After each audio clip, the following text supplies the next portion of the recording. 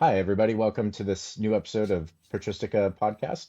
Today, I'm playing host, Mark Bilby, and my guest is the original host of Patristica, Jack Bull. And we decided to switch it up today to give Jack an opportunity to talk more about his research. He spent several years just recently researching Ignatius of Antioch, his letters, his epistles, in their various recensions. He's part of what might be called a Curetonian revival, I suppose, in scholarship today. And you've probably seen him in episodes recently with Marcus Vincent, who is his doctoral advisor at King's College London. So Jack is officially a doctor now, and you're teaching these days at University of St. Mary's, is that right, in Twickenham, London? Yeah, teaching biblical interpretations and synoptic gospels. So not quite Ignatius, but hopefully one day. But these things are all connected as we as we soon find out. And I've heard that some of your students have taken an interest in Ignatius and maybe a little bit of Marcion as well. Maybe Yeah, you could just start out. We have some questions that we thought we'd cover, but maybe you can just start out by giving us just a brief overview of Ignatius of Antioch, about when did he live, who he was, and then what are these recensions of his writings? People may have heard of a short, a middle, and a long recension. What can you give us just a sort of a roadmap to the topic today? yeah, of course. And for those who have come to this channel, presumably you know a bit about my work and have seen some of my previous videos on either this channel or on History Valley. But it's worth reminding ourselves the story of Ignatius because it goes part and parcel with the question surrounding his letters and their recensions.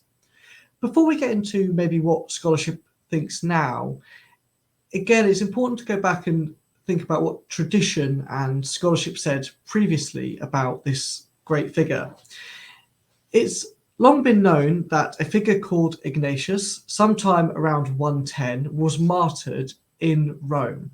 And the story begins somewhere in the east, and we're not quite sure, as his letters nor his martyrdom tell us. And he's arrested, presumably for being a Christian, and transported from wherever this place is in the east, perhaps in Asia Minor, maybe even further afield in Antioch, to Rome for his martyrdom.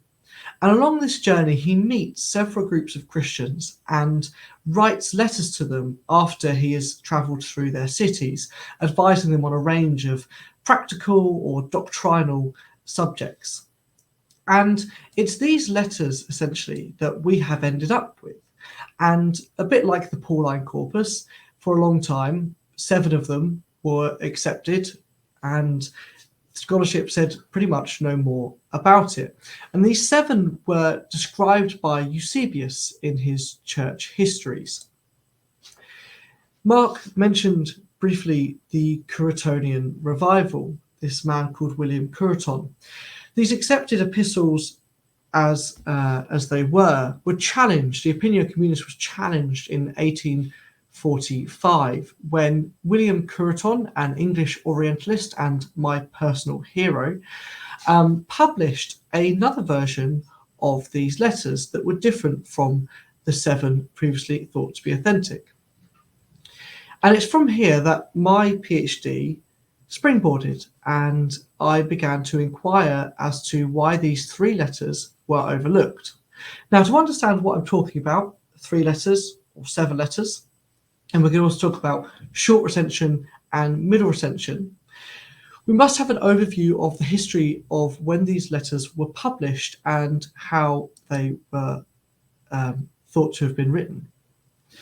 The earliest account we have of Ignatian epistles is probably around the 1500s, where 3 letters addressed to Mary the Virgin and John the Apostle are circulated in Latin, and they are largely considered to be spurious, though some did believe them to be authentic. Then, a little while after that, a larger corpus of letters was found, which we now refer to as the 13 letter collection. And this letter collection included Ignatian letters of Polycarp, Romans, the Ephesians, the Smyrnaeans, Magnesians, Philadelphians, Trallians, a letter to a lady called Mary of Casapolita, a reply from her, Tarsians, Philippians, one to the Antiochians, hero, a presbyter, or a deacon, and these letters were predominantly in Latin. And for a long time, these were either grouped as genuine or spurious as one group, until some scholars began to try and draw a distinction between the spurious and the genuine, looking again, as I mentioned, to Eusebius of Caesarea, who mentions 7 of these epistles as genuine, namely Polycarp, Romans, Ephesians, Magnesians, Magnesians, Philadelphians, Trallians. Then it was suggested by some that a Greek text of these letters must be in existence, and in due course it was found. Then Archbishop Pearson, a fantastic early church scholar, hypothesized that there may even be a slightly shorter version of these epistles. And again, in due course, a Greek shorter recension, so shorter than the one that was in Latin, was found. And then people began immediately to say, well, this shorter version shows more signs of being genuine than the longer. So now we have 2 letter collections of about 13 letters, with the 3 I mentioned at first, the ones to Mary, the Virgin, and the 2 to John, being completely disregarded as spurious. These 13 letters that remain were largely considered to be genuine in their shorter form, so not the middle, but what they then referred to as the shorter form. But you may be asking, where does the middle form then fit in all of this? And that is the answer. The answer to that question is with William Cureton, who published 3 letters in what we now refer to as the short recension, making the previously named shorter recension now the middle. And in Cureton's short recension, he had Polycarp, Romans, and Ephesians. So you'll notice then there's a crossover, that Polycarp, Romans, Ephesians has appeared in all of the recensions or the collections that we've spoken of thus far. But in each different collection, they are in different forms. There is a smaller, a middle, and a larger amount of material, even within Polycarp, Romans, and Ephesians, depending on which letter collection you find it in. And for a short time after Cureton published these letters, they were considered to be genuine. And the reason for that was varied, but largely because it was the assumption that texts tend to get bigger rather than smaller, i.e. later Christians tend to interpolate things rather than cut things out, particularly when those things pertain to the resurrection, the threefold ecclesial hierarchy, a subject I'm sure we'll come on to later on. And so thus, for about 20 years, the Curetonian hypothesis that the short recension of 3 letters was genuine prevailed. That wasn't until in 1873 when Theodor Zahn and J.B. Lightfoot, slightly later on, began to question this theory and argued that Cureton could not be right because, again, returning back to our friend Eusebius enumerates 7 genuine epistles of Ignatius, and therefore someone must have redacted those 7 to create the 3 which we are left with. And so after Lightfoot and Zahn's work, Cureton was largely ignored and overlooked. So too the short recension of the 3 letters, and the middle recension as enumerated by Eusebius in their middle recension was accepted as genuine. And this question remained almost entirely dormant for the next 130 years, with scholars either falling into one of 2 categories. Either the 7 letters in the middle recension are genuine, or they are spurious, the work of a pseudepigrapher. And this question was only challenged again in 2019 by my doctorvater, Marcus Vincent, as he began to question whether the nomenclature and terminology which we use to describe the Ignatian epistles was even appropriate, as he also found 2 further recensions, so not just the short, the middle, and the long as we currently have them, but also an Arabic recension and one they call Simeon Metaphrastes version. And so even the concept of short, middle, long was not appropriate. He then began to look at the vocabulary, syntax, style, themes, theologies, etc., between the short and the middle recension, and begun to see precisely that which Couton had first pointed out, that if the short recension was the work of a redactor removing things, then he was removing very key, significant elements of Christian doctrine, something that Marcus viewed as untenable. In addition to that, noting several vocabulary differences, particularly of foundational words or small words, words like in, to, there, from, which were so vastly differently used between the two different recensions.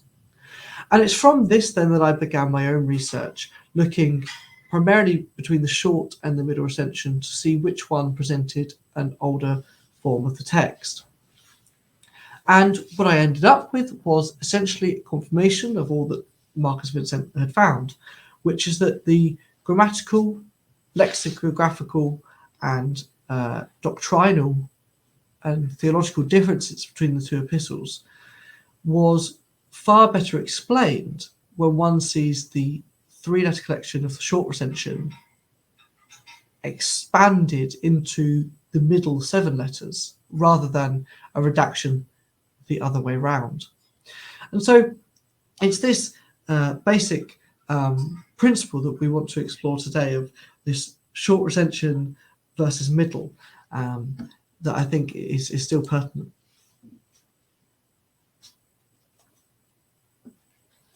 Sure, how did... Oh, you can bring me back. That's cool. I can remove myself, but you have to bring me back. All right. That's nice. You have omnipotence, even though you're guest. Yes. That's great. Thank you for that overview. That's really helpful. One of the questions we talked about having before is what is the impact of accepting the short recension, the 3-letter recension, over the 7-letter recension, the Eusebian recension, we might say? Yeah. So this is a really interesting question, because I think if one takes Ignatius in isolation, then the work that we do on Ignatius is fairly inconsequential, and nobody really gets upset if you say that a 2nd century figure like Ignatius wrote slightly less than we thought he did. However, the controversy around Ignatian scholarship begins when you start to unpack the wider impact of the conclusion of the 3-letter short recension being genuine over the middle. To get a small glimpse of what scholarship has used the middle recension for, I want to go back to sort of the mid-20th century, as scholars began to look for evidence of the New Testament in the early church fathers, in the hope of cementing an early dating of these texts, particularly of the Gospels and of Paul.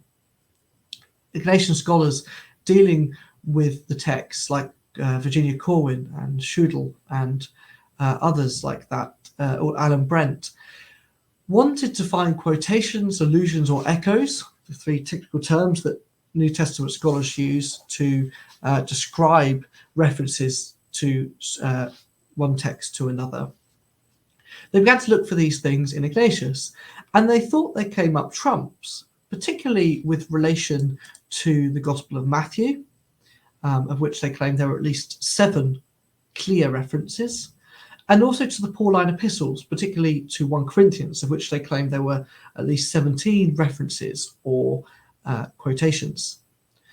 And I suppose this would have been a great source of comfort to those who accept the traditional dating of the Synoptic Gospels being around 60 to maybe 100 AD, and the Pauline epistles even earlier, perhaps between 50 and 70, that at least by the early 100s, the first decade of the 2nd century, early Christians were beginning to use these texts and quote from them as authoritative.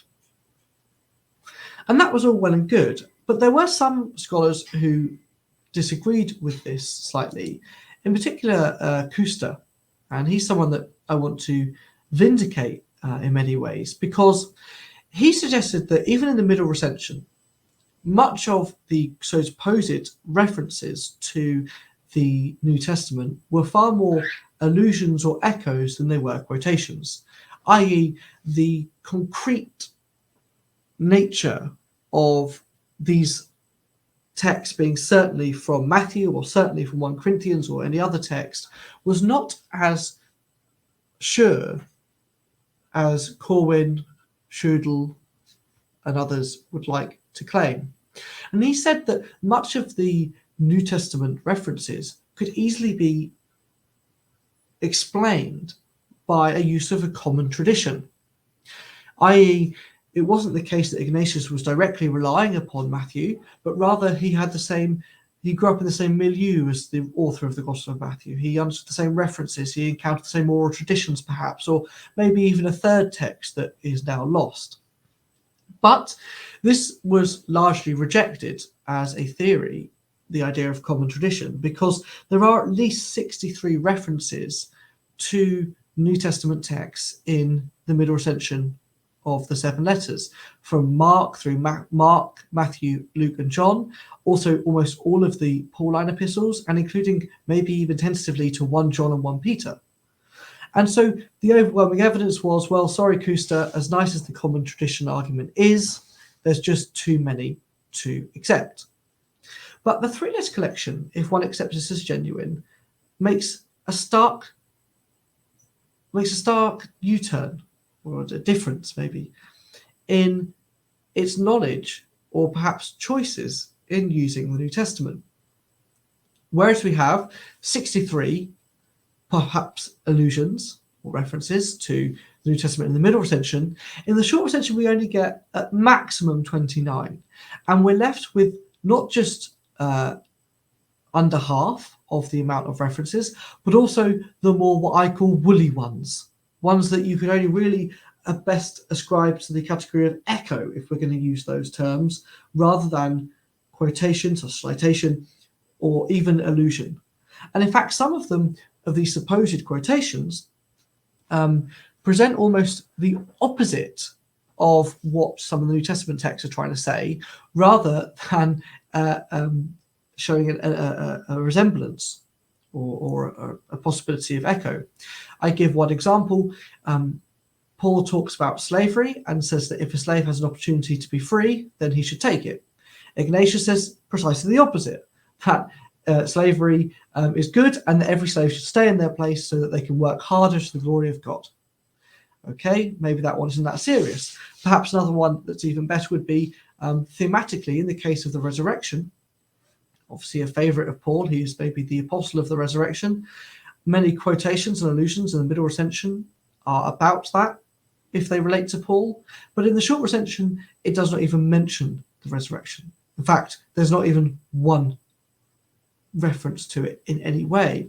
And so the idea that Ignatius could be familiar with the Pauline epistles, Pauline theology and thought, and yet perhaps contradict it once and ignore the raison d'etre of Paul's entire theology seems to me rather difficult. And so the impacts then, assuming I'm right about the 3-letter collection, is that this great foundation stone on which many placed their buildings for the dating of the New Testament has been torn away from them. It becomes no longer a great bastion of early dating, but rather another nail in the coffin of where did my New Testament go in the early 2nd century? Because it is not just the case that Ignatius has this issue, but so too the other apostolic fathers like 1 Clement, Barnabas, Diaconus, Shepherd, Hermas, etc. And so what this also does is make Ignatius a man of his time in the short recension, whereas in the middle recension, if we were to date it around the other supposed contemporaries of 1 Clement in the early 2nd century, he would be an enigma and a maverick and a truly man before his time. Rather, in the short recension, he is precisely the opposite. He's a man of his time, familiar with the same references and worldviews of others. And so this is where I think that the rubber meets the road in terms of what it means to believe in the short recension. Is it begins a shift in how we how we look at New Testament texts and their reception, and we can no longer cling on to it as a last hope for, oh look, I can show at least Matthew or 1 Corinthians is early second century. Yeah, that's helpful. That's it. I think the distinction between textual fluidity and textual fixity is a really helpful way of gauging what's going on here. It's reminding me a little bit of recent conversations about Pioxyrinchus 5575, which overlaps with traditions in Matthew and Luke, and yet it doesn't align perfectly with either one of them. And it just seems like there's more playfulness in the tradition, or the Lord's Prayer in Matthew and Luke, and Marcion's Gospel. Again, it doesn't look like the Didache, for instance, Yeah. is aligning exactly with any of them. It looks like there's more fluidity in the tradition. So you're saying the short recension really is more in that time of textual fluidity, maybe not pure orality, not pure oral traditions. They're still written traditions, but they just don't have that established fixity that allows for clear references, clear citations to be made, or quotations to be considered a necessity. Yeah, absolutely. And I think as well, I mean, the issue further arises that we're not even dealing with citation. Even the allusion or echo element is missing. That, Pauline resurrection gone. That's got to be recognized. If he's quoted 1 Corinthians 17 times and then doesn't talk about the resurrection, to what extent does he know Paul? I mean, how can you move away from that point? And similarly, when it comes to things like slavery, how can his viewpoint be so different? If he knew Paul and Paul says, well, if you can get freedom, you should take it. And Ignatius says, no, if you take freedom, he says you'll become a victim to lust or your own desires. And you think, whoa, okay, that's a different ball game. And would it have been the case that Ignatius knew Paul and contradicted him? Or I don't think so. And he mentions Paul, even in the short recension. He says Peter and Paul, so he knows who they are. So they're authoritative, but in that order, Peter first, then Paul. I can't see that he would then say, well, here's an authoritative figure, but I say the opposite. And there are other instances where this happens. And so it seems a struggle for me. And you mentioned this this textual fluidity. It's really, again, hard to think about, if there was such hardcore concrete texts in the New Testament canon like we have now, we'd just have signs of it, right? We'd have a clear evidence of that because people would be able to use them more clearly.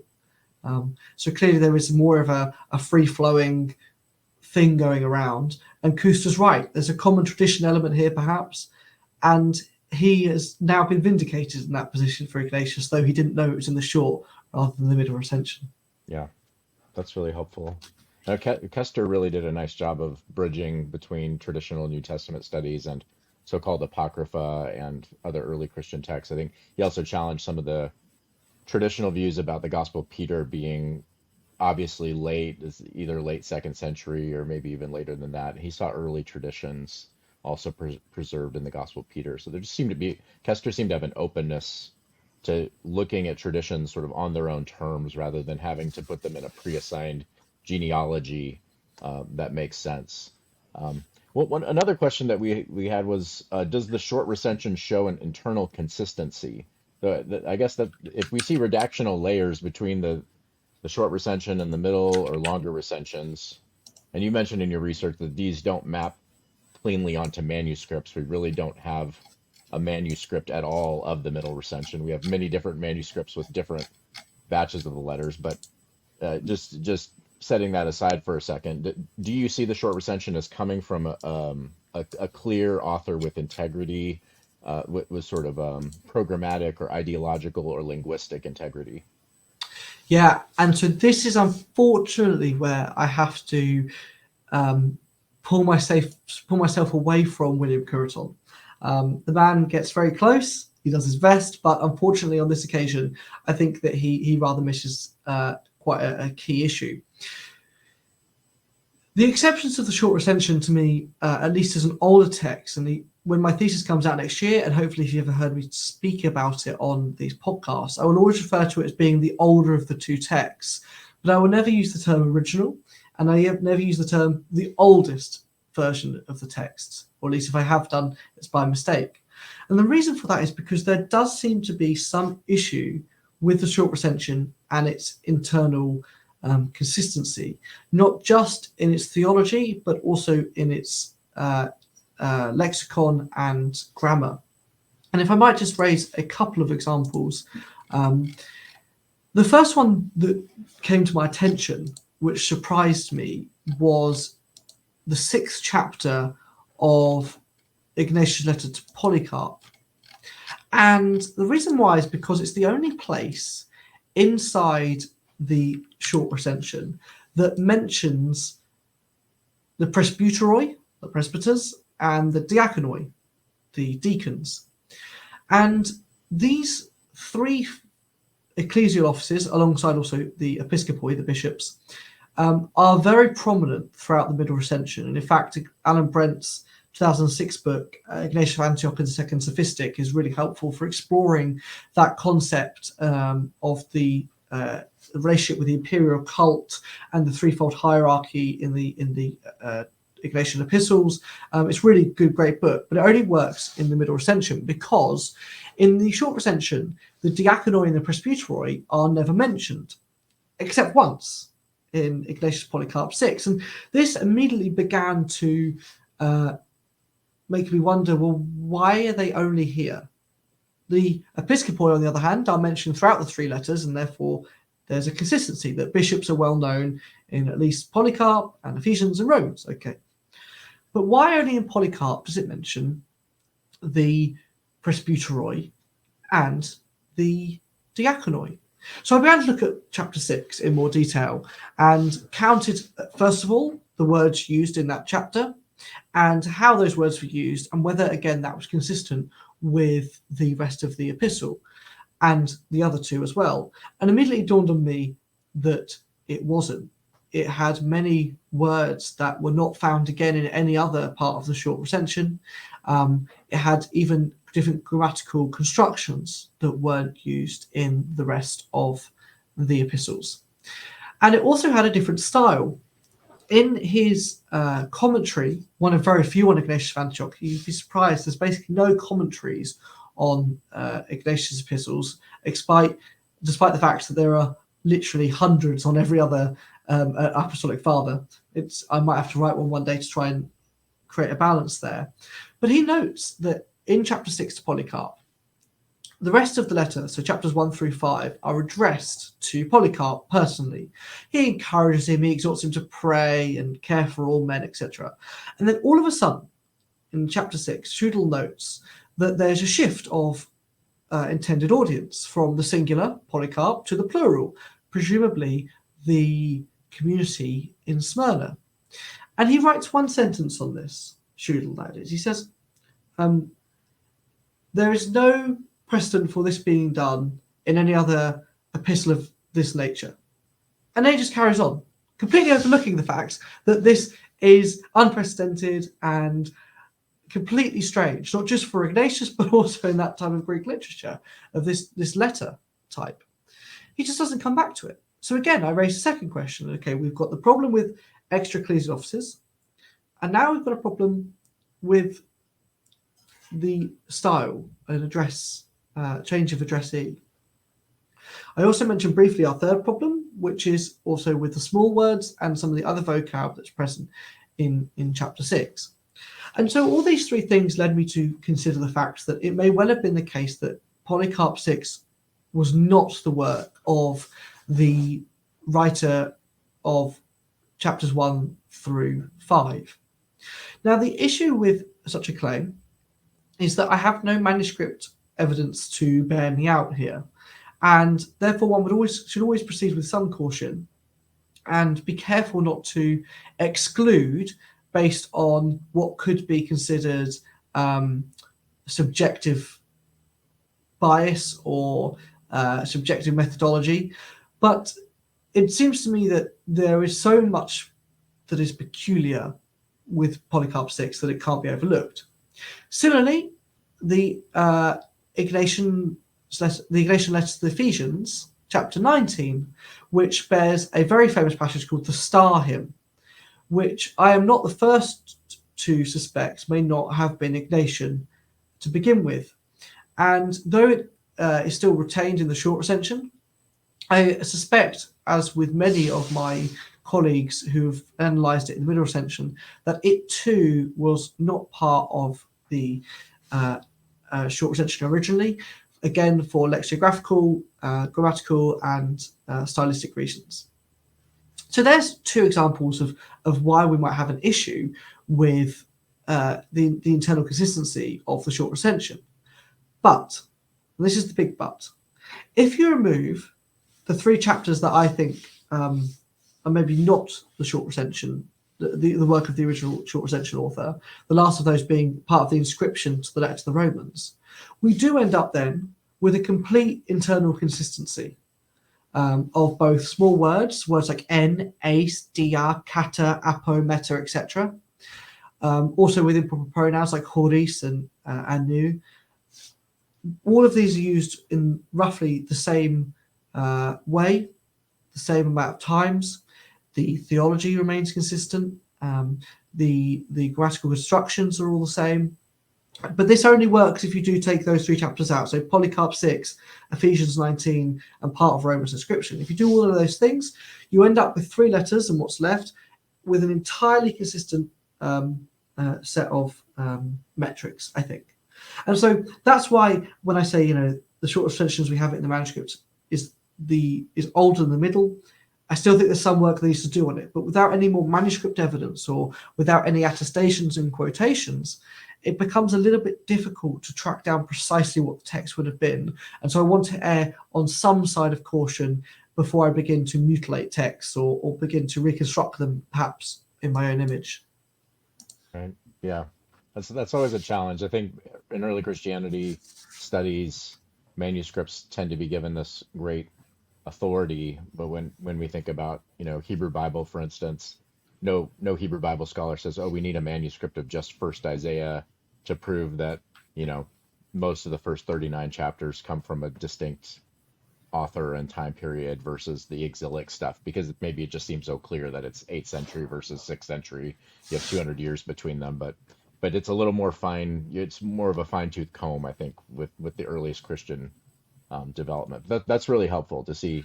I'm also reminded of just ideas of anomalies. It's hard to look at anything and not find some anomalies. So you've basically identified these three anomalies in the shorter recension, but a coherence or a consistency within the short recension, particularly in the Syriac tradition. I don't know if that would be helpful background too for the audience to understand. But you are analyzing this in the Greek, but the short recension is really only known as in its sort of three-letter form from the Syriac tradition as Curiton discovered it. Is that correct?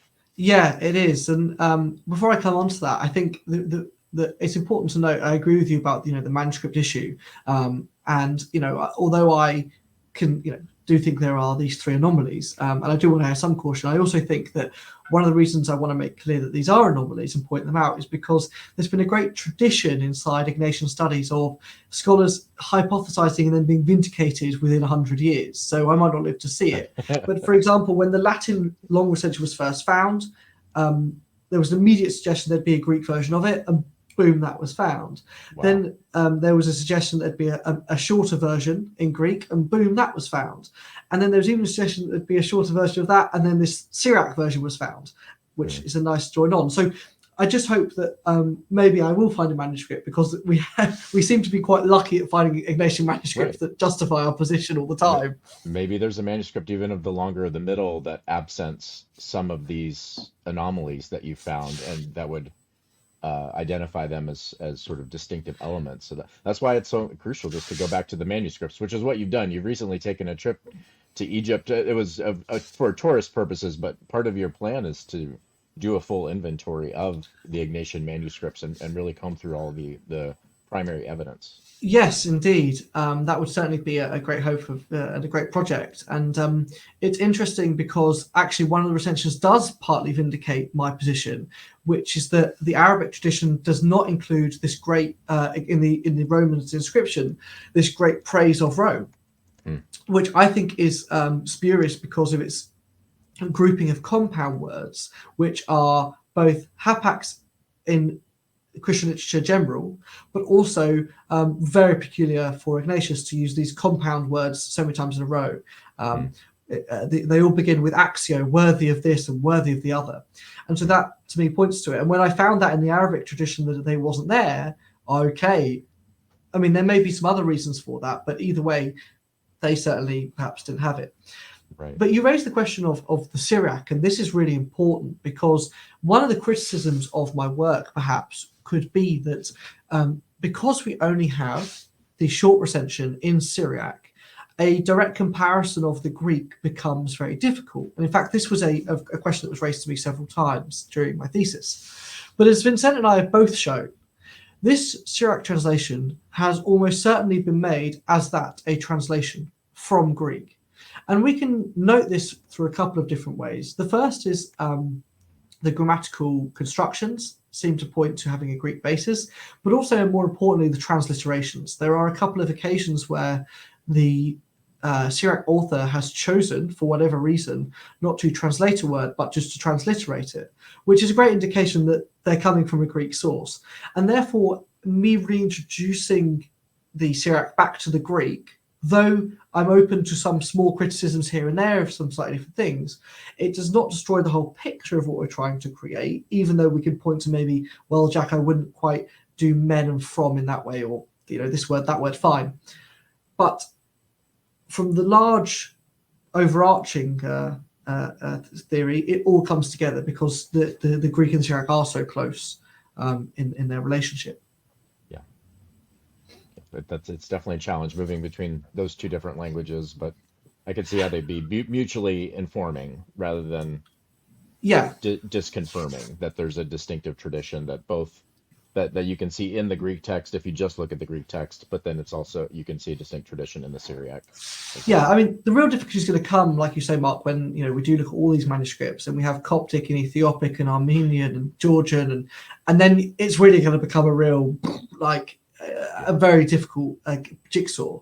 And there's no doubt that, Lightfoot tried all of this. Lightfoot tried very hard to reconcile some of these things, but didn't get very far through it. So if we ever did take such a project on, it would be maybe a decade of a task, really.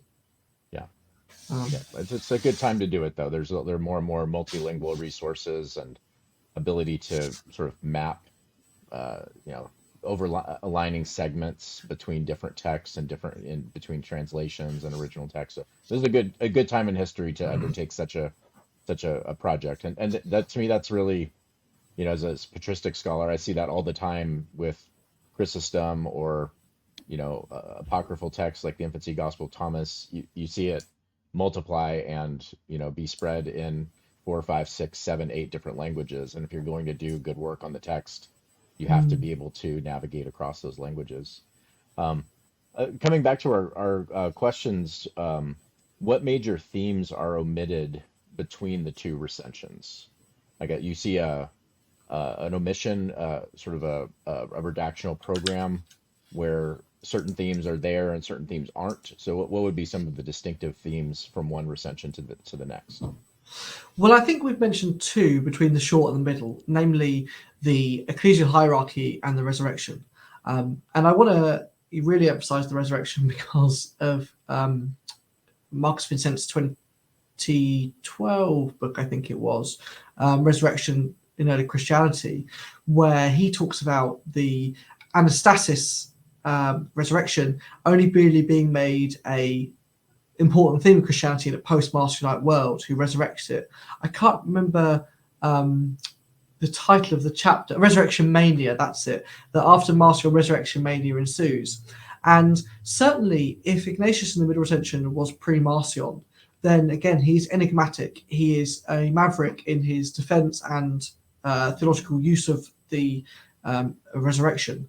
But if it's the short recension is genuine, and that's earlier than Marcion, then it fits. And actually only in a post-Marcionite world, after the resurrection mania, or as I called it in my thesis, the anastasis party, the resurrection party, then that middle recension seems to fit right in a world where Paul is revived and the Gospels are focusing heavily on resurrection stories and that sort of thing. The other big one we've also mentioned is the threefold hierarchy. And one of the videos I did on History Valley channel, and I highly recommend you check it out, was this idea that we could try and track or order texts, not date them per se, but order texts in their writing according to how they describe the diaconate or the presbyteroi, the presbyters. And I thought this would be a very fun experiment to take presbyters every time the word is used and order them in a mildly subjective manner as to how explicit they are in their understanding or the role or the theology surrounding the ecclesial office. And when one does this, again, we end up in a place where the short recension is far more basic, again, assuming Polycarp chapter 6 is true, which obviously I don't think it is, but let's assume it is. It just mentions the diaconate and the presbyteroi, the presbyters. It doesn't go into any detail about them, it just mentions they exist. But then by the time you get to people like Justin and Irenaeus, they start to talk about roles of the deacons and presbyters, that they have liturgical function, that they give to the poor, that they take communion to people. And then by the time you get to the middle recension, as I mentioned, Alan Brent has pointed out in the Ignatian Epistles, we then have this great imperial cult, second sophistic ideals going around them, where they're somehow the image, the tupos of God, and they all have these different roles in this liturgical procession, and it's all very grand and big. And so my aim was then to say, does it seem more likely that this great, difficult, complex, interesting liturgical theology around the deacons came before or after their basic function as quasi-aid workers? Right? Which one seems more likely to have come first? Did they start with a grand concept and then just sink all the way down? Or actually, did they start, from the bottom and work their way up? And to me, it seems more likely that one works their way up to complex theology rather than works their way down. And so they're two of the important differences. The other one also one could contend is the Ignatian view of the Trinity. And there is no doubt that neither present a neatly packaged Nicene Trinitarian formula. Okay, let's not pretend that's there. But one is definitely more free to argue that there is a more Trinitarian style, if that is going to be a word we want to use, in the middle versus the short. The short refers to the Holy Spirit and the Son and the Father, yes, but is very mixed about what they all do. And in fact, we only really get one explanation of their sort of roles in Romans. But again, they're clearly working together, but it's not clear what anybody does. There's certainly no systematic theology going on there. Whereas later on, there is more of a mystical concept in the middle recension of Trinitarian formulas. One thing that is present through both, and I do, although it is expounded upon more in the middle recension, is a concept of Christianity and communion being the flesh and blood of Jesus, or at least probably Jesus. In Romans 7, Jesus says, Ignatius says, I desire food, which is the flesh, and the blood, which is love incorruptible. And there does seem to be a literal element to what he's saying here. And again, that's further expounded upon in the middle recension. But so there are some crossovers that theologies that are expounded upon, some that are newly introduced. And for the most part, like I say, the two that we need to focus on are resurrection and ecclesial hierarchy. Although on saying that, I think that one of the other key distinctions between the two is the short's focus on the crucifixion. Again, or not so much crucifixion, sorry, that's a mistake, the cross. It only talks about the cross and the significance of that cross as a mechanism, it calls it, for bringing you up. to the Father. And that's very much a short recension concept. Again, it's not clear, it's not systematic. There's no, is it sola gratia, sola fide, or faith and works questions going on there. Nothing that silly, but very much just, well, this is the cross and this draws you up. And when that's contrasted with the fact that the resurrections are mentioned, that the cross is, I think that's also particularly interesting, that there seems to be a definite element of reference to at this event rather than the miraculous resurrection one. And in fact, in a debate that I had with a mythicist, someone who doesn't believe Jesus existed, I raised with him the point that it seemed funny to me that the early Christians were fixated upon the crucifixion, or at least the cross, and not so much the resurrection. And therefore, I found it interesting that they had this great desire to focus on one thing, and it was more of a historically believable thing to those who are not Christians than the resurrection. But that's aside. Yeah, I've noticed a similar pattern in Marcion's Evangelion and Marcion's Apostolos, that you have cross language, stauros, a lot, but less frequently the verb staurao, where it will use apakteno to be killed. But it's also interesting to put that together with early manuscripts where you have the word stauros put as a staurogram, a little cross, like as a holy symbol. That comes across in our earliest, papyrological evidence. Just out of curiosity, one of the things I always thought was unique about Ignatius and would have attributed to him historically was the idea of the Catholic Church, the Catalan, the Ecclesia in Catalan. Where does that fit into the shorter versus middle recension?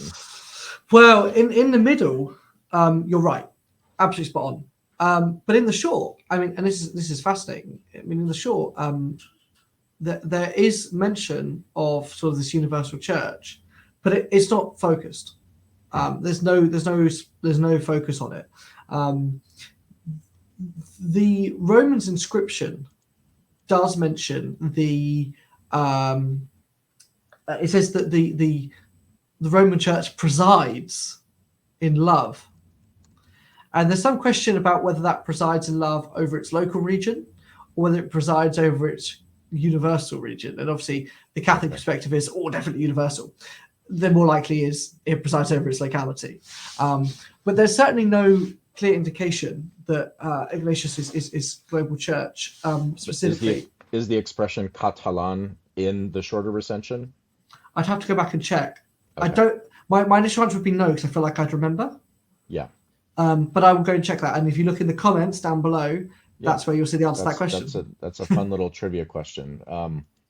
And that we've got into the church hierarchy differences. I was just going to bring up it's an interesting thing here. We're always trying to peel back the layers and detect anachronisms. And one of the ones I've noticed that could be related here or could be relevant is Pliny's correspondence with Trajan mentions ministrae in Latin, and that's often translated as deaconesses in the translations, but that is not an automatic or commonsensical translation. Ministrae could just be attendants, female attendants. It specifically mentions that they are what is the word here? Anchilis, that they're basic female slaves within a Roman household. So ministrae to me doesn't establish a female diaconate happening around 110, I think, as in you find commonly translated. And then if Acts is later, if it's Hadrianic, then the deacons, the role of the deacons there's fairly late. Does that are those helpful data points to think about the evolution of the diaconate as the sort of third layer within the threefold hierarchy?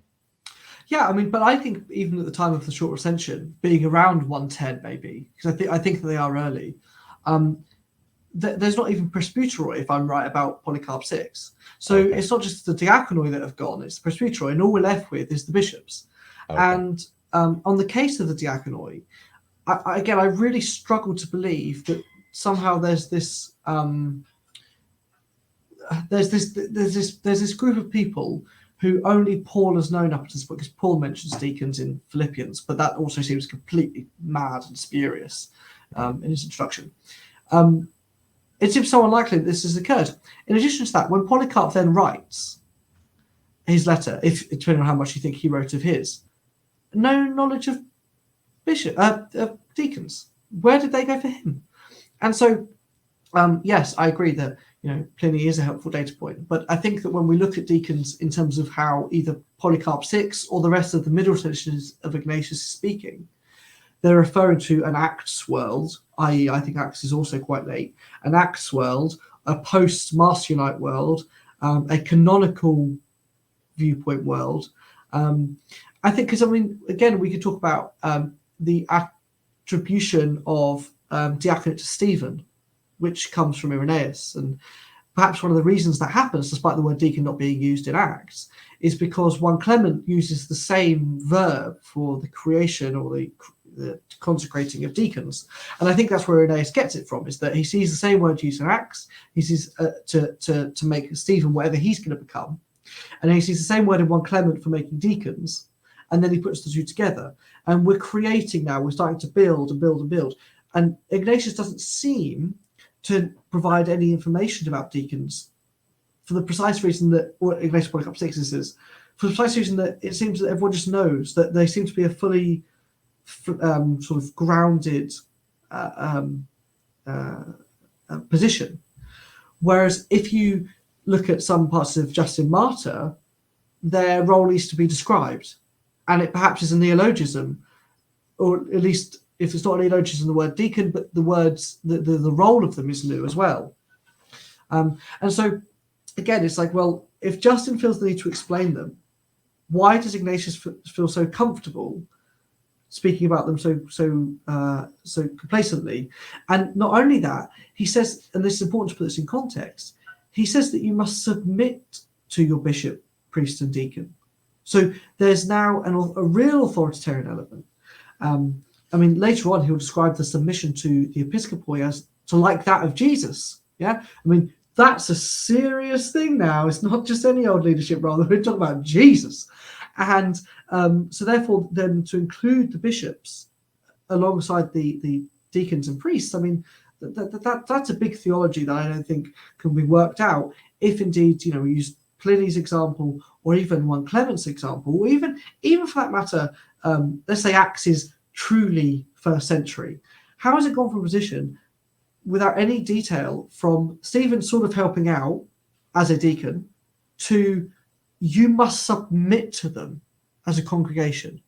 That seems like quite a leap for such a short amount of time. Yeah. I was wondering too, maybe it's a little bit too off topic, but where the Didache fits into this, because it has rules about traveling apostles and prophets, and it seems to use prophets and apostles as synonymous terms. But it as well went through redactional layers. And can you kind of map those similarly using sort of an increased hierarchy as kind of a guide to how to map that?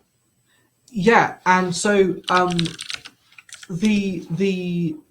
that is a really important question, and the reason for that is because, like you said, in the Didache it mentions 2 extra ecclesial roles of some form, and that's why I placed it earlier than Ignatius, or at least Ignatius Polycarp VI and the others, because these roles seem to be subsumed into the diaconate. I can't, off the top of my head, remember. It's frustrating me now. I can't remember what the video was called that I did with Jacob. And there was another text, I can't remember what it was, that also mentions 2 roles that aren't just prophets and deacons. And anyway, it'll come back to me. But so another one for the comments. Yeah. See below. I'll link that other video description. But yeah, so there are other roles that are being mentioned in these early texts. Prophets, widows is another one, which is quite important. I think that needs to be recognised. Right. And all of these things seem to be subsumed into the diaconate. Teachers, apostles, teachers, apostles, prophets, widows. They're the 4. Even when do virgins become a sort of a defined role? That's another question here. That's a question as a vocation. Yeah, that's a question I have an answer to either. I think that's I think that probably be later though, because I can't. Okay. But I'm not sure. But either way, these 4, the teachers, prophets, virgins, and I forgot the other one again now, whatever it was, they become subsumed. And it even says in Justin that the deacons have taken on the role of teachers. I think Justin says that. So these things are evolving, except the anomaly is Polycarp, chapter 6, right? In which case they've not evolved. Somehow Ignatius has got it all together already with the threefold hierarchy, maybe 60 years earlier than anybody else is about to. Whereas the Didache does present to be earlier, because I can't imagine someone making up these extra 2 roles after the threefold has been established. That seems to be rather backward. Okay. Yeah, that's helpful. If this is a little bit too glib, you can pass on the question, but this is just kind of a fun one for me. Would you object to Christians calling Ignatius Saint Iggy, and why or why not? I'm trying to think. I mean, I have certainly referred to him as Iggy, particularly referring to Iggy Pop, obviously. Yeah, no, I think Saint Iggy is all part of the fun. I whatever brings people back to reading Ignatius, I will take that, because I cannot emphasize this to viewers enough that people have obsessed for years over the Didache and 1 Clement, etc., and written vast volumes of material on them. But on the Ignatian epistles, of which we have the most material, i.e. 7 epistles at least, maybe 15 or 18 or 17 or whatever, people are largely completely unaware or uninterested in them. And this seems to me a tragedy, because if any amount of them are true, whether it be 1, 3, 5, we find 100 more, they are undoubtedly the most significant for our understanding of early Christianity, if we can prove them to be around 110. I mean, we have no other text or corpus like it.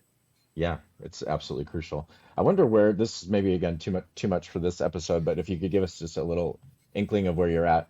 One of the themes that comes out in Ignatius's letters is that he almost defiantly uses the word Christian, Christianus sum, and it's very reminiscent of the way that word is used in early martyr stories. And where does the portrait of Ignatius as martyr live between these recensions? Is there already a consciousness in the shorter recension version of Romans that this is a person who is destined for martyrdom, that wants to be martyred, and that identifies following Jesus and martyrdom as almost identical things, and that he's not even worthy to be considered a martyr like Jesus? Is that all there in the shorter recension, or is that significantly expanded in the later recensions?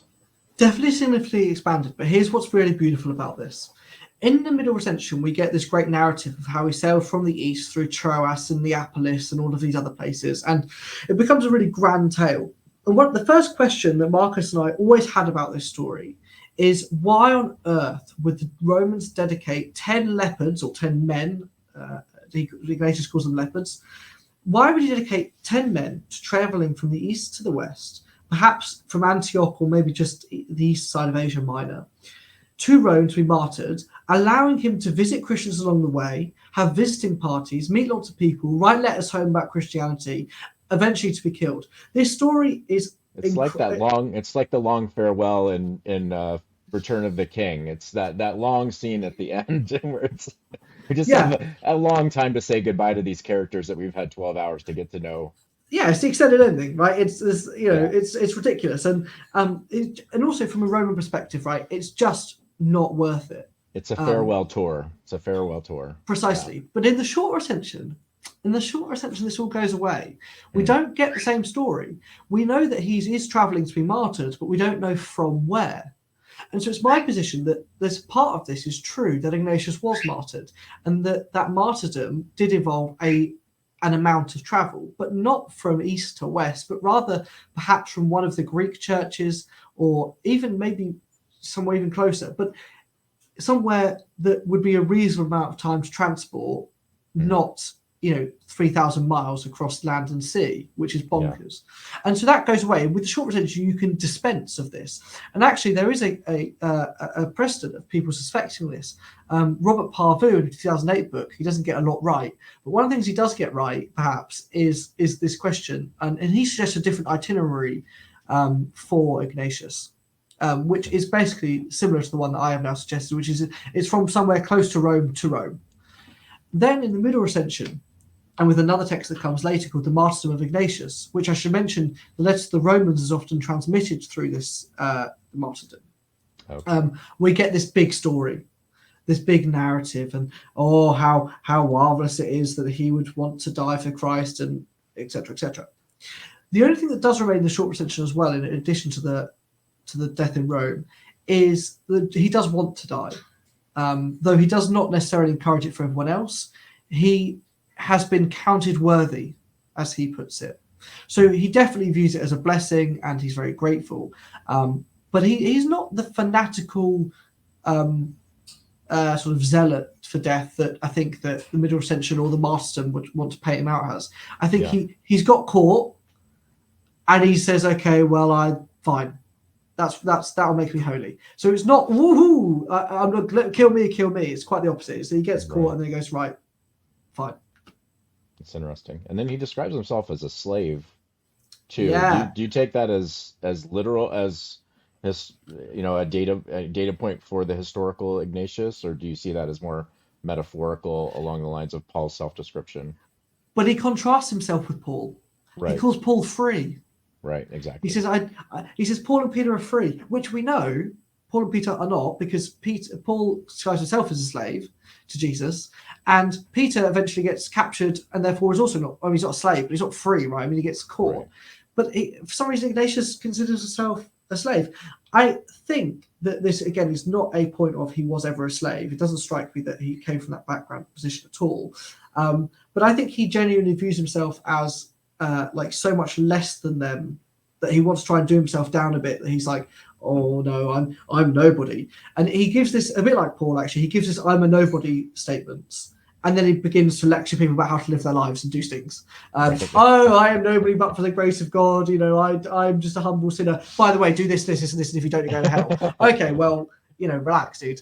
So yeah, but it's interesting that he does use that term. And I did pick up on that on my thesis and mention that contrasting with Paul, who also views himself as a slave. Right. It'd be interesting too to kind of map that across the different recension of the Pauline letters, and how much this self-concept of being a slave of Christ is part of the early versus the later recensions. But I think this is really helpful because all of this is co-evolving. I think that's one of the key points in all of this is we need whether it's the diaconate and the threefold church organization, we see that in the Pauline recensions being added in progressively. We see it in the Ignatian recension. So I think your research is really helpful here to help us take a step back and reconceptualize all of this period as interrelated, co-evolving texts. Is that a fair way of describing the way you see the significance of your research at this stage? Yeah, and it's funny because you're allowed to do this with the Ignatian epistles in a way that you're not allowed to do it with the Synoptic tradition or the Pauline epistles. Right. And like I say, I have found that some people bite back because it then impacts the New Testament. But as I said, if it only happened in isolation, you can slander the middle recension as much as you feel like for the most part, and nobody bats an eyelid. And so, it proves it's a case study for showing that, hey, this methodology, can we apply that to other things like the Apostolos? Can we apply it to the Evangelion and Luke's Gospel? Like, the methodology clearly works. And what's ironic, and this is the absolute irony of all of this, is the exact same methodology that Lightfoot and Zahn used to disprove the long recension over the middle. And so when you then use it back on them for the middle versus the short, they go mad. They say, well, hold on a minute. You made the game. I'm playing by the rules. You can't then say I'm disqualified. And similarly to, as the work, as you know very well, the work we're doing with Marcion, etc. Again, same game, same rules, but they want to disqualify us because it doesn't fit the narrative that's been produced so far. Right. You have to keep. Ignatius has this nice predictable spot in the genealogy of orthodoxy as part of that second generation that confirms the integrity of that first apostolic generation and then passes it on to the proto-orthodox later. But if you see Christianity as more of a gradually evolving thing, then this all makes perfect sense, and it shouldn't be offensive, but it is, because we prioritize a certain narrative over just sort of historical data as such. But this has been a really helpful conversation, Jack. I hope we can continue to have conversations like this about Ignatius and other related materials. So your thesis at King's College, it's done, but it's going to be published. Did you mention it already has sort of a venue for its future publication? Yeah, so it's going to be probably published as a Studia Patristica supplement because it's very much in line with the things that they're trying to do, and also our namesake as this podcast, no affiliation official. Yeah, so hopefully that'll come out next year. I'm doing all the boring things of indexing and checking references, which is all of the joys that one could hope for at Christmas time. That's great. But we'll look forward to that book coming out. And your thesis at King's College London has a repository for theses, but is your thesis archived there, or will it be archived there, or are you holding it back in anticipation of publication? I don't know the answer to that question, and I certainly should. I think that they definitely have a copy of it, but whether they've archived it publicly, I don't think so. In the repository. Okay. All right. That's a good question. All right. Thanks, Jack. This was fun. Thanks, Mark. Have a great rest of your day. And everyone, before we go, remember to check out the links below my Patreon, Mark's Patreon, and my Twitter. Please go follow us. The support means a lot. Thank you very much. Thank you.